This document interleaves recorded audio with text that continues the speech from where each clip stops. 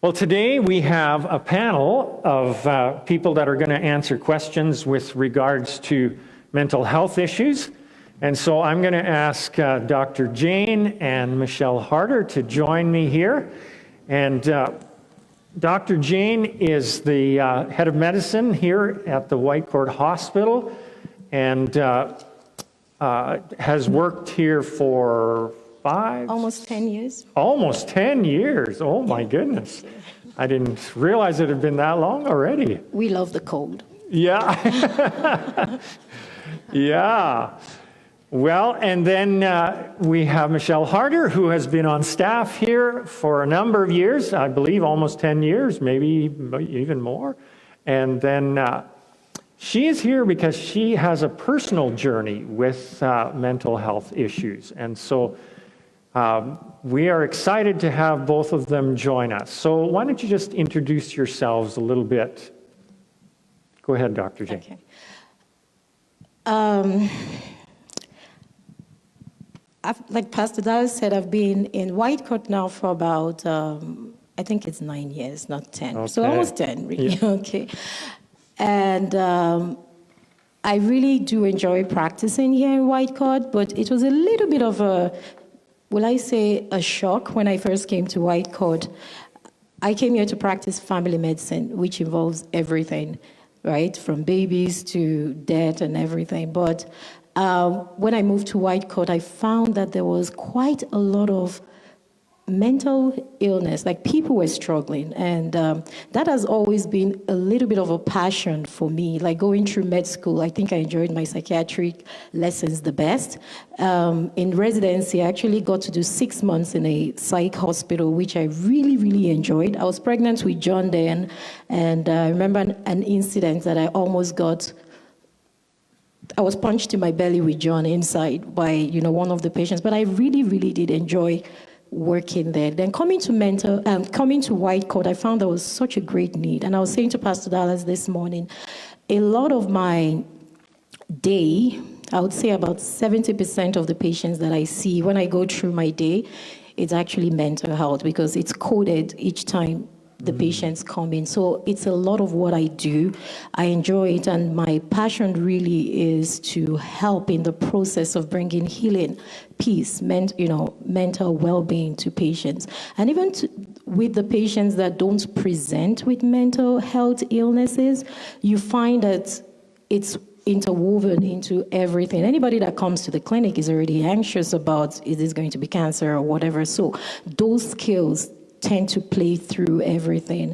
And just recently, Joseph and I and the new doctor in town, Dr. Nikki, we completed a fellowship in pediatric mental health because that's also an epidemic in our society these days. So I really do enjoy my work. I hope to do it for many more years in Whitecourt. Wonderful. Well, thank you, Dr. Jane. Yes. Pastor Michelle, tell us a little bit about your journey.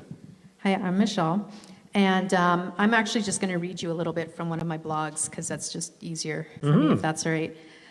For many years, I felt like I was literally going crazy. I was dwelling in depression, existing in a world of hurt, and depression which manifested as anger because, you just don't want to be sad. And come on, the word depression is just depressing.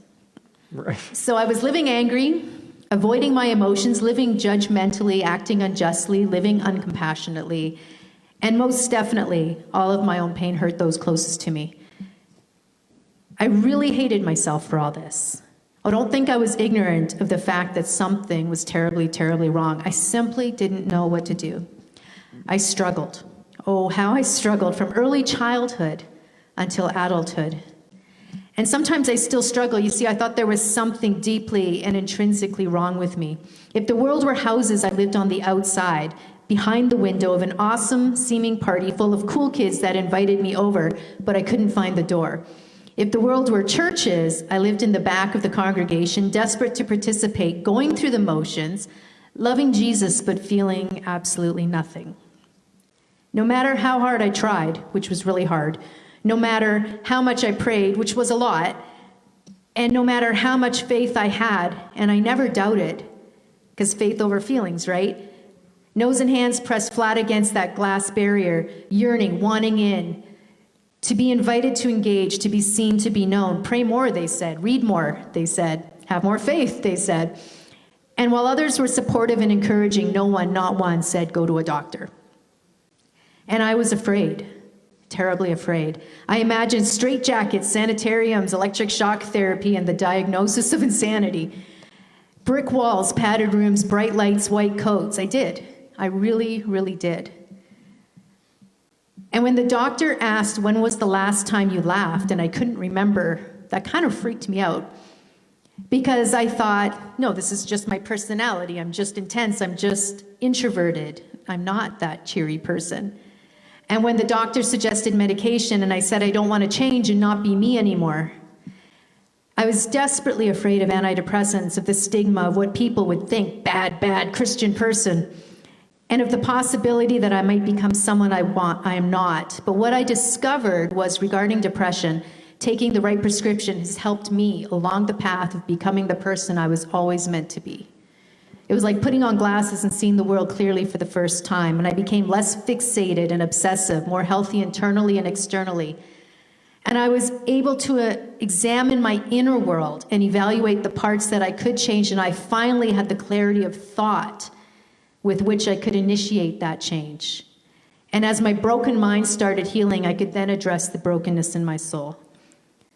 There have been ups, there's been downs, there have been bends and U-turns and fishtailing along the way, and the journey's not over. And just because the journey is crooked doesn't mean I'm not moving in the right direction. So I just want to say, one thing that I have learned with mental health is that one can still thrive and have mental health issues, because we all have some degree of stuff, right? Yeah. So anyway, Wow, that's all. thank That's you. me. That was well said. Yeah. Thank you. So as we go through this time together this morning, if you have questions regarding mental health issues, I've got my phone up here, so you're welcome to text those questions to me. My number is up on the screen, and we will try to address as many of those as we can. So there have already come in a few questions here. So I'm going to start with this one. Why is it so hard to ask for help for yourself when we struggle, when we are very willing to help others who are struggling? So I'm going to ask you, Michelle, maybe if you could just tell us a little bit about what your experience is with that. Oh, that's a really good question, right? Because I think all of us would be willing to help somebody who's struggling and have empathy, but nobody wants to be that person that needs help. And, you know, we want to believe that we have Jesus and that's all we need. And it is all we need. But the reality is we're all broken people. And just in varying degrees. And, you know, we haven't achieved that perfection yet. And we're spiritually whole, you know, from the moment we ask him into our hearts. But the physical and the emotional part of us is still in process. So why is it hard to ask for help? Just because you want to be the person that helps others and not the person that's messed up. And in the church especially, and I think it's getting better. Sometimes, personally, I feel that pressure to be a certain personality or to be a certain kind of Christian. And the fact is, I'm just not. And I'm learning that that's okay. Yeah, very good. As well as you want to say something about that too as well. There's this thing in mental health we call insight and judgment, right? When we're doing a mental state exam, which is like checking your temperature or checking your blood pressure, but in mental health, there are two things that we write about, and one is insight.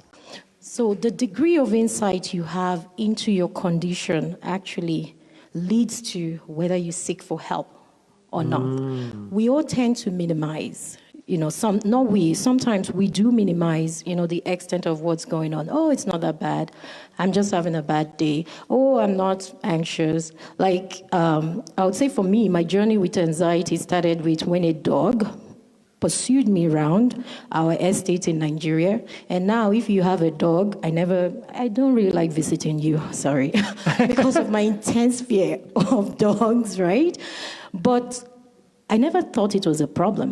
I just felt, I just don't like dogs, right? And I don't have that much insight. But it was when I started journeying into mental health, I started realizing that my fear of water, heights, dogs, a couple of more other things, right, was really a problem. That's an anxiety disorder. So the amount of insight you have into your condition, it's usually clouded when you have a mental health thing going on.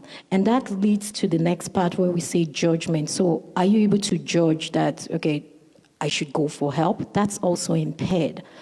And the degree of the impairment of your insight and your judgment, it ranges from the whole spectrum of mental health. So with anxiety, depression, sometimes that can be more hindered. And by the time we start going to the spectrum of psychotic disorders, so with the schizophrenics and, bipolar, sometimes that's completely gone. And when you're writing your mental health state exam, for someone that's completely schizophrenic, you say insight is poor or limited. Then judgment, of course, is non-existent at that point. So that's why sometimes if you've ever journeyed this with someone, the doctor will say, hey, bring somebody along. We ask for a collateral history. So the person that's living with you or your best friend to come tell us how things really are going, because sometimes you don't see the depths of the despair that you're in. Right. And you don't know if I should seek judgment. So for the psychotic patients, it's usually a family member that will bring that person. Yeah. And, we always seek for that collateral because we know that in mental illness, your insight and your judgment is a little bit impaired. So in other words, if people around you are saying, you might want to see a doctor, and you don't think you need to see a doctor, that could be a very good indicator that you really do need to see a doctor. Yes. Okay. Very good. Well, Dr. Jane, this is another more medical question. Is depression curable, or is it always in the background once you get it? That's a very tough one. Okay. Right? It's really, really tough because I believe it depends on so many things, right? Okay. I have to be honest, right? I can never say, I know what you're going through, because really I do not know what people that are depressed are going through. I know the science of it, I know the brain, I know, all of that. I am the eternal optimist. I am extroverted. So for people like us, right, it's really very hard for us to have a bad day, right? In the midst of the bad day, we kind of go, it's fine, it will work out. That's how I am. But I realize that not everybody truly is like that. So in terms of curing depression and all of that, in theory, you would say you would always live with it, right? But can you live with it, have a good life? Yes, you can. Yeah. And this is church, right? And I think I need to bring that aspect into it too as well. It is like Pastor Michelle said, when you get born again, your spirit is renewed. Christ has finished the work for you. But the reality is that in our souls, our wills, our minds and emotions, there's still that fallen state, the brokenness. Can it be cured?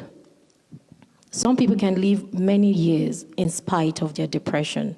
Some people never, maybe they go through it for a little bit of time and it's done. They've learned the coping skills. So I'm just going to give one illustration here that I give to my patients all the time.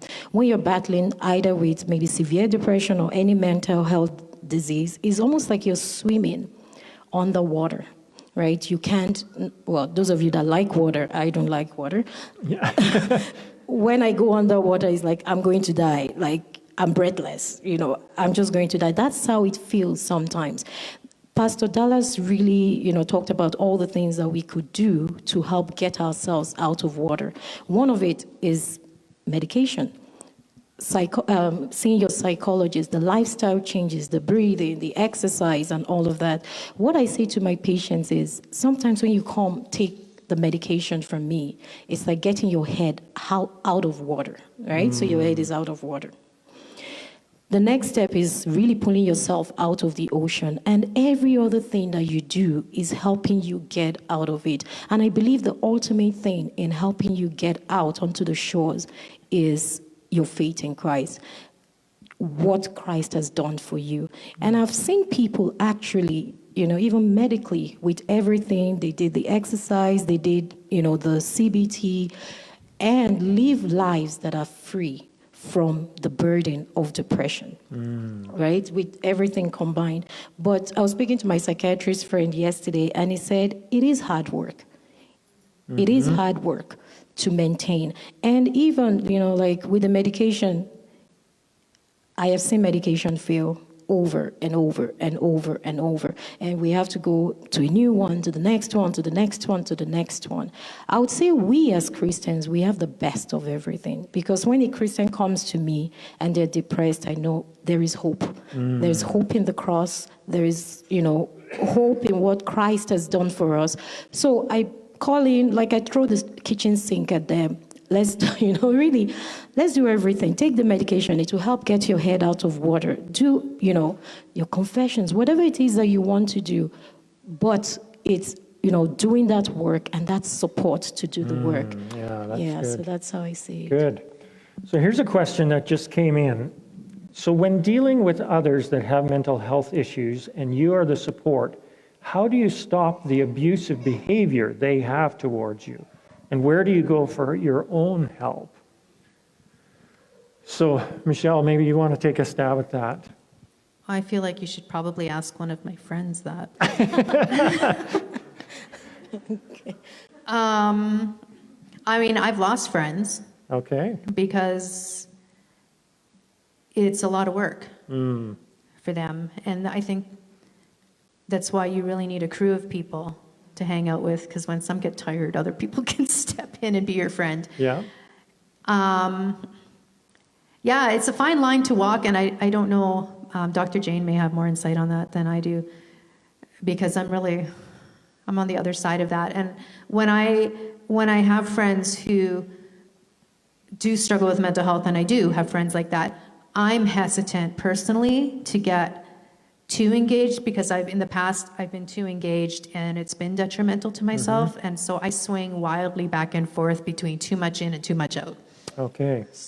So I think what I'm hearing you say is you need to have healthy boundaries yourself when you're being a support to somebody. Yes, but I don't know what they are. Right. Okay. Yet. Dr. Jane, what would you say?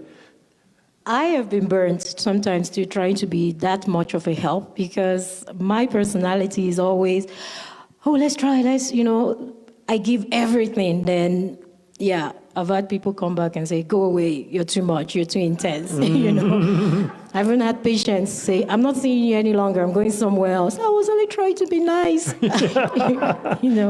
that way. So allow them. I would say, right? Like, I believe that thing in that, like, I give grace to them and just say, okay, they don't see the complete picture. So I just give grace, no matter how many times I get burnt. But one thing you have to do is you have to look after your own mental health. None of us are strong. Like, I know when I wake up in the morning and I'm exercising, it's not because I want to lose all the weight that I gained with Simi, but it's because I want to be ready for the day. I'm saying 70% of patients that are coming in with their trouble, sometimes I feel this is just a basket. They just come and offload to me. So I need to look after my own mental health. And for people that are going through, like, my complex psychiatric patients, the partners, their husbands, their spouses, and all that, I usually take a moment sometimes to say, are you seeing your own doctor? Do you have your own psychologist? Have you, like, people that battle addictions? I refer the support person to ADAC, because they do have those systems too as well. Look after yourself. Even patients with dementia as well. I'm like, you go see your doctor. You're the caregiver as well. Maintain your own mental health while you're trying to deal with Very that. good advice. Yeah, absolutely. So this is kind of a related question. So what are appropriate things to say to those who are struggling with mental health? I've said a lot of bad things, Pastor Michelle. What do you think? Not bad, wrong. Like, I meant good, but... Yeah. Oh, yeah, that's a really great question. I think one great thing to say is it's okay to ask for help. It's okay to get professional help. That God isn't against you if you do that, and you haven't lost your faith because you might ask for help. I think that's really important. The other thing is to say, I'm with you. Your pain doesn't scare me away. Yeah. And you can't push me away. Like I said, I've lost friends because sometimes I just say stupid things and they were hurtful and they're like, yeah, I can't deal with you anymore. And that was really hard. And if you're one of those people, I'm really sorry, like for real. And I've also learned throughout the process that the people I want most to be like or to emulate aren't always the people that like me the most. And to find friends and to hang out with people that like me as I am, but are still willing to challenge me and to push me, because I've had friends that call me out too and say, you know what, you're not doing good. So you need to talk to someone, you need to get it together. And, you know, like hanging out with imperfect people and people who know they're imperfect is like really, really helps me a lot. And if you're my friend, I'm sorry if I just called you imperfect. Okay. So here's a question that just came in. So can some stages of mental health go away by themselves in time? Like sort of burn themselves out or kind of pass on their own? I know we talked about grief the other time. There's something we call an adjustment disorder in medicine. So maybe somebody going through an acute stress like grief or maybe loss of a job or something, right? And we know that should pass with time, right?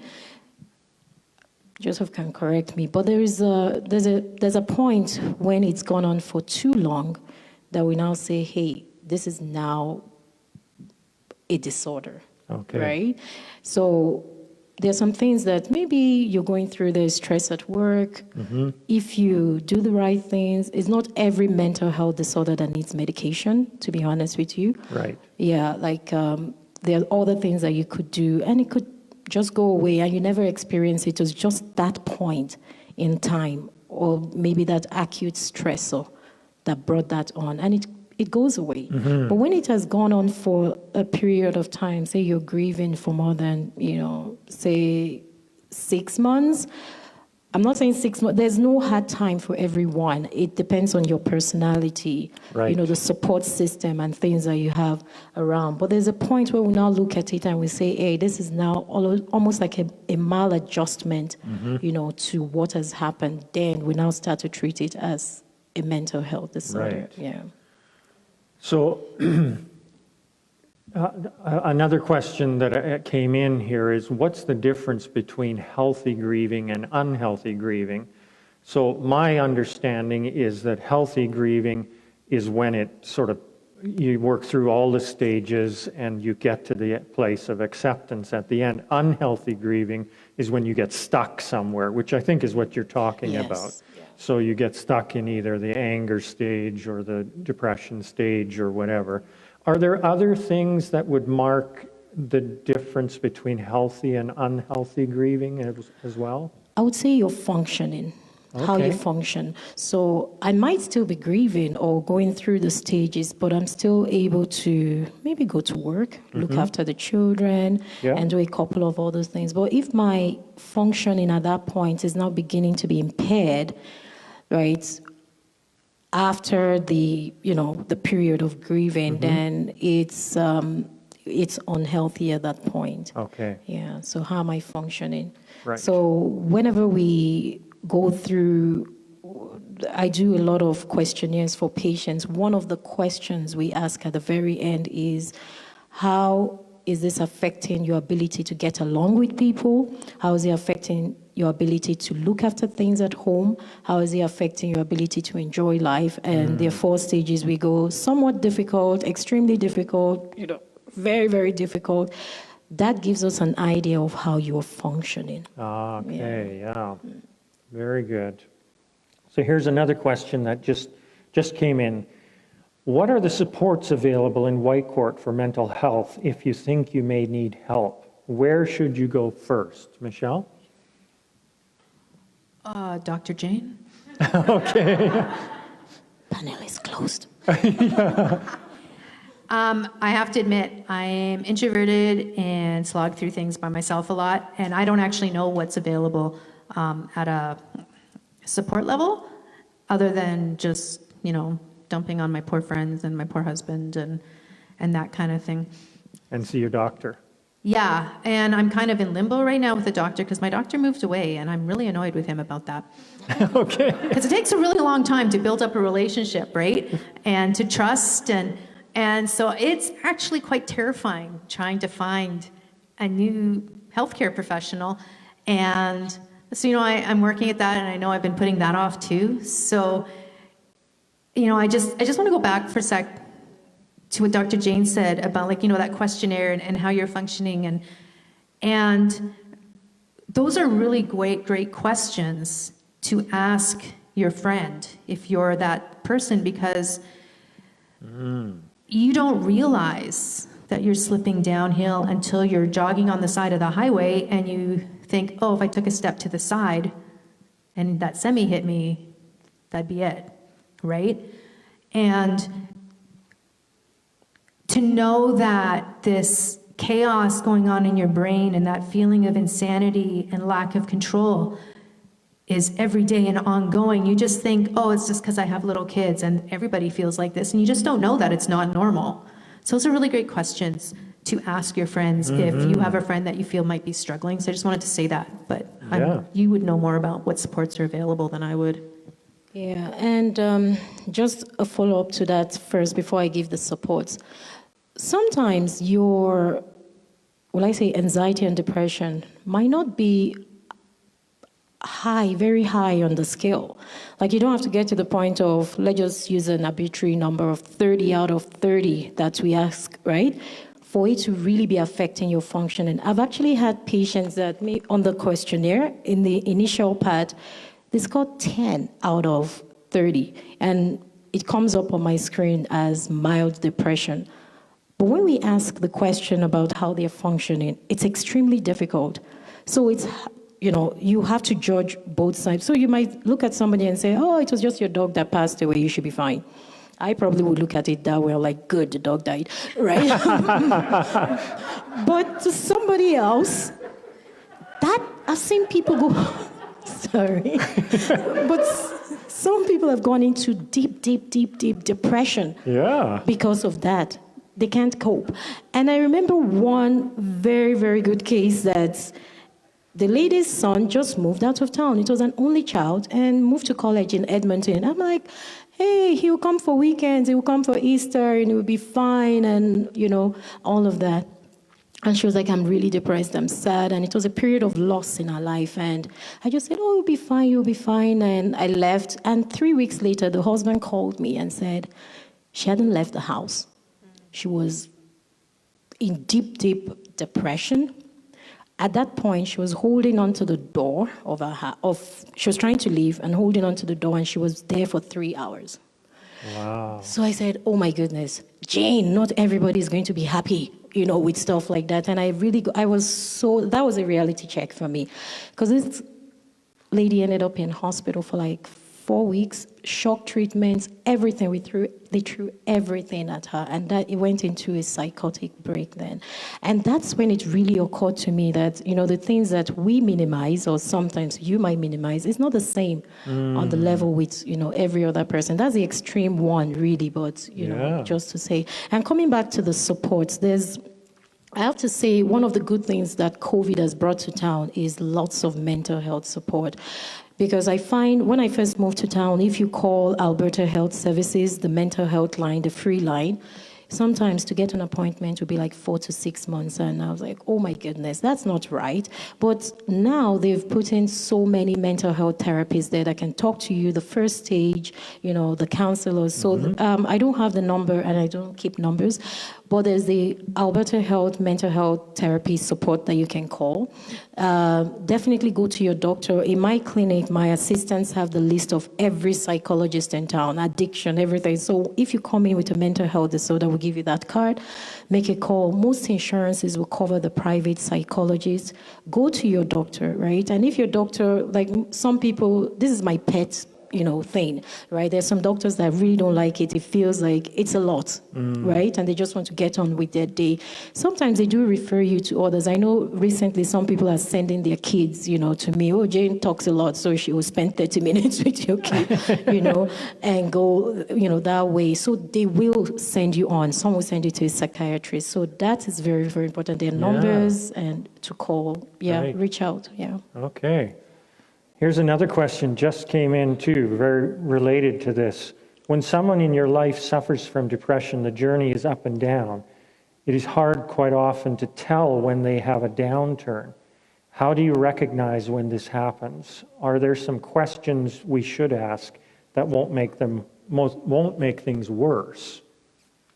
So Michelle, do you want to take a stab at that? The question not to ask, and my husband's learned this the hard way, is, you're having a bad day. Are you taking your medication? Oh. It's like, no, you're just being a jerk right now. So don't ask that one. Okay. But yeah, like those questions about function, like just as I'd heard Dr. Jane saying that, those really jumped out at me. How are you doing? Being specific, like, are you showering like maybe once a week or never? Or, like, how are you coping and how are you dealing and that sort of thing? It's not a great answer. Yeah. Do you have anything to add, Dr. Jane? So what to say to them? It's different for everyone. Yeah. Yeah, it's really different. Like the medication one, some other person would like that to say, hey, okay, checking in, I forget to take my medication, so maybe it's time. I think you should ask the person. Yeah, if you've built up that much rapport with that person and that person, you're the one walking the journey, so have that conversation. How would you like me to check in with you? What are the questions you would like me to ask you? Because, we all err in our words, right. Really. And seeking to understand what matters to that person is very, very important. So at the beginning of the journey with the person, maybe I think it's a good thing for all of us to check in and say, hey, I'm here for you. I want to support you during the down times and the high times. What would you like me to ask here? Yeah. I agree that's really good. When I had a friend called me out this fall, she didn't ask anything profound, but she just said, hey, I'm really worried about you. You're not yourself. And that really impacted me. Like that made me go, okay, whoa, wait, like something's not right. Even though, like when you're in it, you don't realize things aren't right. So just that, having someone say they care and they're worried, was the impetus for me to, make an appointment and try and get on top of things. Good, very good. So here's just another text, the 24/7 access line as well as crisis support. Those numbers are available online, so you can get those there. So this is our last question. This one is about panic attacks. So what causes a panic attack, and is that considered a mental illness? What causes a panic attack? Yeah, so a panic attack is actually in the spectrum of anxiety disorders. Okay. Right? So it can be a mental health disorder. So I need to actually distinguish the disorder from the personality, right? So some of us are anxious. So I can be a little bit anxious, I will admit. The first day I moved to town, my first day at work, I got into this, I think it was almost like a panic attack, but when I feel my panic attack is in my bowels just go loose, right? And a stupid thought got into my mind was, ooh, you're the first black doctor in Whitecott. What if they don't like you? And that's how the devil comes to plant seeds into our minds. And I started going down this stupid rabbit hole. We should have stayed in Calgary. There are more black people in Calgary. We love, our friends are there. This place, we don't really... And this is 9 years later. I think people like me. I like them. Okay. Right, but that particular day, I almost didn't make it to work. So I would say I had almost like a panic attack that day. But I don't have an anxiety disorder. So when your panic attack becomes more frequent, or your anxiety now starts to impair you from doing stuff, right? That's when it becomes a disorder. So we all need a little bit of anxiety. If a bear comes in here, like Pastor Johan said in his message, we all have a panic attack and run out that door or somewhere, right? But if every day I start to perceive that little things are bringing that amount of emotion to me, that is when it becomes a disorder. So I can't go to work, I can't look after my children. Like, I have a presentation once in a while, at the U of A. Anytime I'm going there, I start to feel those butterflies. And these are students that know nothing. I'm probably more experienced than they do, but I feel that coming on. So a panic attack is just those hormones, like adrenaline, like Pastor Johan explained in his message, going into your brains. Like I tell my patients that have, when they get a panic attack, adrenaline is going into all your organs. The normal thing is for it to be able to pump blood into your legs so that you can run. But at this particular time, it's going into your heart starts to pound a little bit more faster. Every time you're on call, I think I've nailed it down to 2 or 3 patients that come in thinking they're having a heart attack. They're just having a panic attack. 2 to 3, every shift that I do would come in thinking they're having a heart attack, because truly it feels like your heart is about to, pump out of your chest. So if you have the occasional one, I can't really label you as having an anxiety disorder. Yeah. But if you keep getting them repeatedly and it's beginning to impair your functioning, then it is an anxiety disorder, and you probably need to be treated, not only with medication, with everything, but also going back and looking into the Word and saying, okay, what has Christ really done for me here? Right, yeah. Now, I said that was going to be our last question, but one more came in, and this one is so important that I really feel like we need to just take a minute to address this one as well. What can we as a church family do to be less judgmental and more helpful to those who may be struggling with mental health issues? Go ahead, Michelle. Oh, wow. I think the fact that we're talking about it is really awesome. And, as a church, we're supportive. You can't always control what individuals say or do or think. But in April, having the small group, the Sanctuary small group, which focuses on mental health conversations within the church, I think that's going to be really awesome. We did that last summer, and it was really well received. It's not counseling at all, just put that out there. It's just making it okay and a safe place to have conversations and to hear about the stories of others. And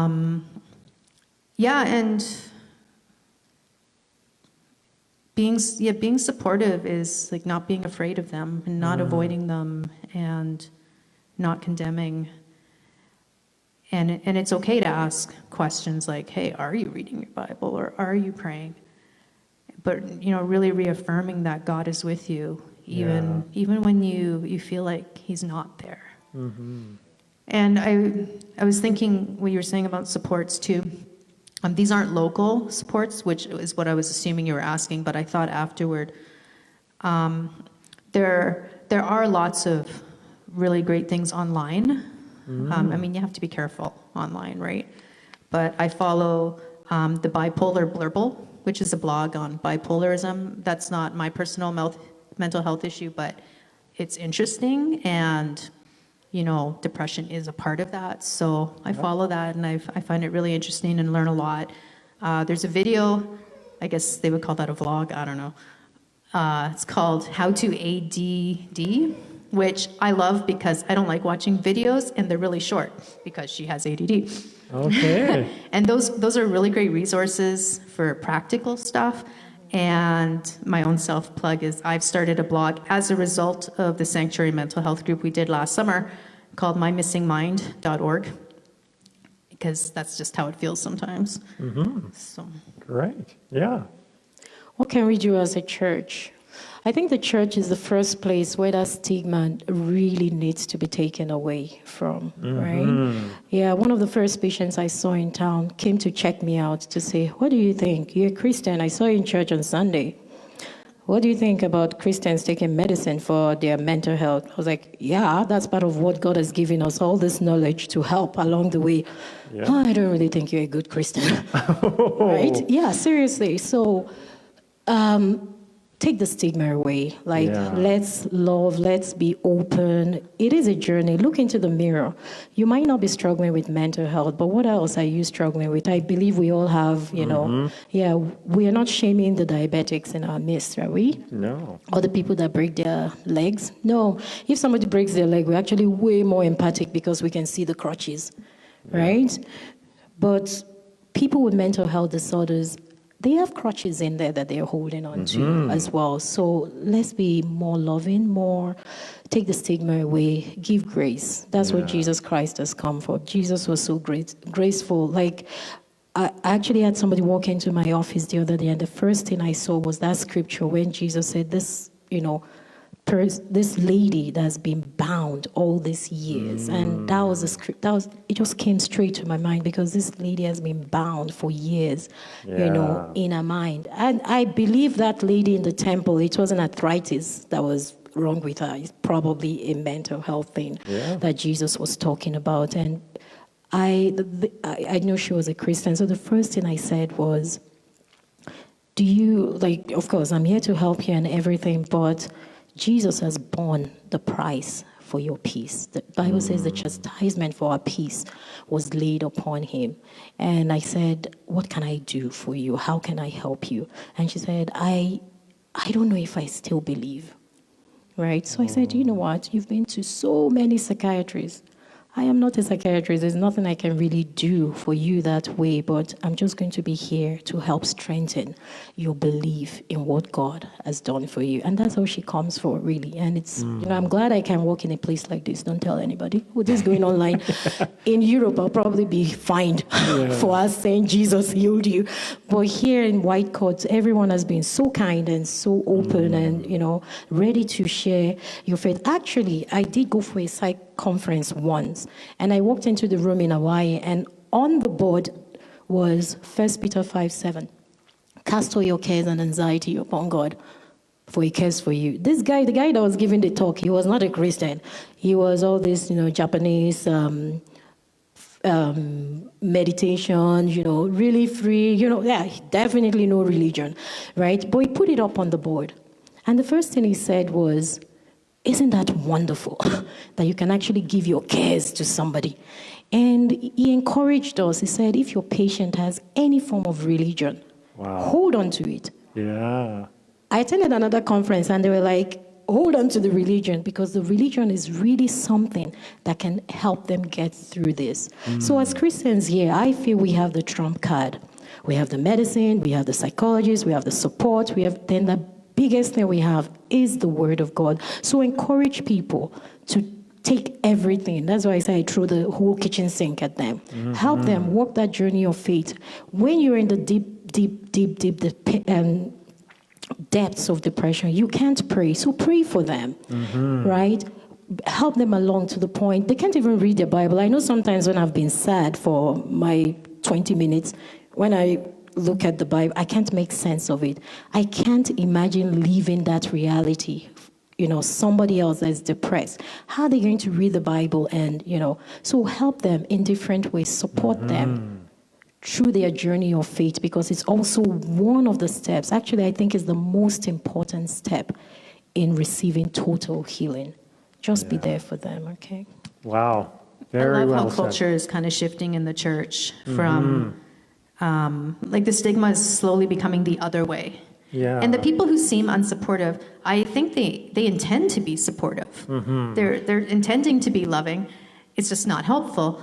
And as individuals, we tend to self-condemn and to self-stigmatize and to self-flagellate. So, being aware of that and being kind to yourself, like I often will post something about, what you say to yourself, would you say that to other people? Probably not. Right. So, really be kind to yourself and have grace for yourself. Yeah, well, this has been really, really great. Thank you so much. I think just to kind of wrap up this time together, would be appropriate to just take a minute to pray. So if you're online with us and you are either struggling yourself with mental health issues, or you have somebody close to you that's struggling, or you're here, if you could let us know online. If you're here, maybe just raise a hand. And Michelle, maybe I could ask you to just pray for them. Sure. God, I am so thankful that you are with us all the time. You're with us in every situation, in every issue, whether it's physical, emotional, or spiritual. And Lord, I believe that you would say to those who struggle and who even read your word and go, well, it says I'll have perfect peace because my mind is stayed in you, and they're not finding that peace. Lord, I pray that you would let them have grace for themselves. Show them how much you love them. Show them that you are with them somehow through another person in their hearts, even if they're not really, feeling that because of their state right now. Lord, I ask that you would just show them how deeply they are loved, how the truth of you never leaving them or forsaking them is real. And, when we hit that place where we can't trust our feelings, I pray that you would show them facts about that love. So we thank you that we can talk about this stuff as a culture, as a society, and as a church. I love that. And I know you're going to do great things, that you're going to work in people and through people. And I'm really grateful for that. In Jesus' name, amen. Amen. Thank you so much to both of you for sharing your helpful perspectives today. Sure appreciate it.